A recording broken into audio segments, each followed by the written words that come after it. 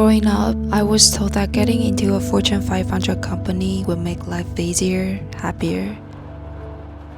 But as I stepped into the real world, I quickly realized it's not that simple.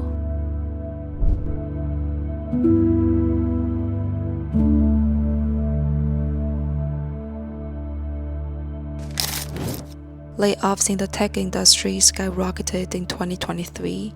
Data shows that, on average, more than 1,600 tech workers lost their job every day. People often say if you survive a layoff, you are lucky. But what they don't realize is that lucky comes with a lot of stress and pressure. The remaining employees get overwhelmed with the extra work, leading to burnout. I was working late almost every night, sometimes until 12 a.m., and on the worst days, I wouldn't get down until 4 a.m. That's when my body started breaking down. My skin began peeling on my hands and feet. It didn't bother me much during the day, but at night, the itching was unbearable.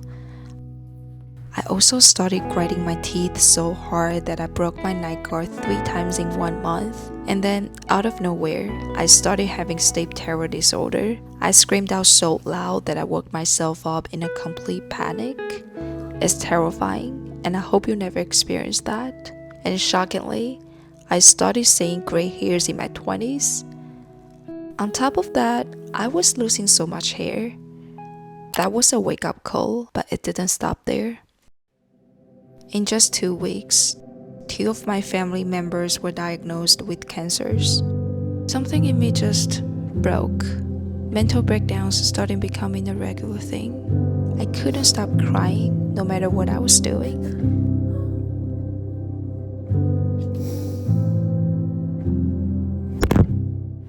That was the moment I asked myself a life-defining question. What keeps us healthy and happy as we go through life? And so, I quit.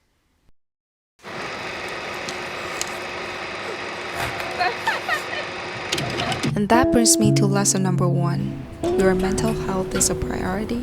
Your happiness is an essential. But I didn't see it that way back then. I kept it pushing, telling myself I was fine, but my body knew better. I saw doctor after doctor searching for answers. And for a little while, I actually thought I found them. The symptoms eased. I started to feel okay again. But as soon as the treatment ended, everything came back.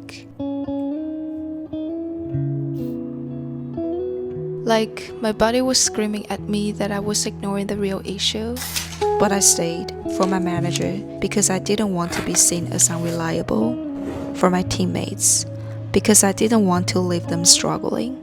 But most of all, for my parents because they were the only ones I truly didn't want to let down. And for myself because everyone told me I had a great job and I convinced myself I couldn't just throw it away. But looking back, I realized I wasn't building a life that felt right to me. I was just following a version of success that wasn't even mine. And that's when it hit me.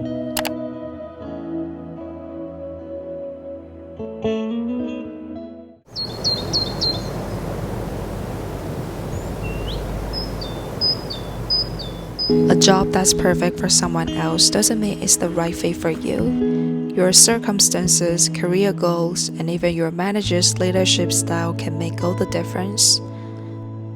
The truth is, there's no universal formula for success and no such thing as a perfect career path. You don't find it by following a pre-written script, you find it by actually living. The moment I quit my job, something shifted. For the first time in years, I feel free. Free to make my own choices, to spend my time how I wanted. I could read, work out, enjoy a cup of coffee, and finally, I could sleep a full 7 to 8 hours. But beyond all that, I had time to think, to sit with myself and ask, what do I actually want? What do I want to explore next? And deep down, I knew I didn't want to keep playing it safe. I wanted to embrace the freedom and opportunity to explore and take risks, while also focusing on personal growth. So So I made a choice. I decided to step out of my comfort zone and start truly living. For me, that meant putting myself out there, sharing my journey, and vlogging it all on YouTube. And along the way, I realized that creativity doesn't happen in isolation. The people we meet, the conversations we have, and the stories we hear can shape our path in ways we never expected.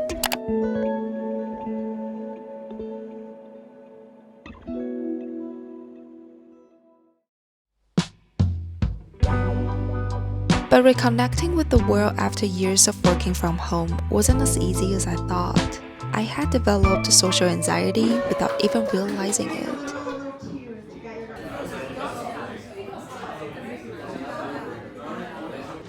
I started feeling overwhelmed after every social event. My heart rate would shoot through the roof, hot flashes, and shortness of breath. I didn't know when it started, but this never happened to me before, and I wanted to change. So I made a small promise to myself, just one social event a week, no more than 3 hours at a time. It felt uncomfortable at first, but I kept showing up. Over time, I'm doing a lot better now. Beyond that, opening myself up to new people has changed the way I see the world. Their stories, experiences, and insights have sparked fresh ideas for my videos and even shifted the way I see my own journey. Connecting with people from different backgrounds has helped me truly feel present.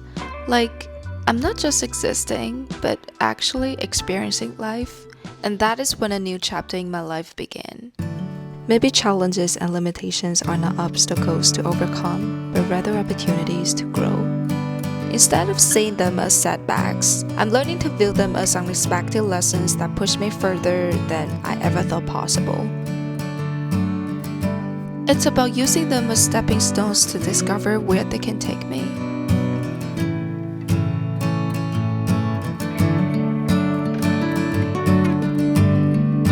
If your life were a book and you were the author, how would you want your story to go?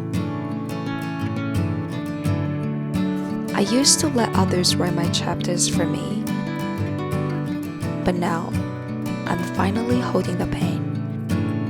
My story is still unfolding, and I hope you are writing yours too.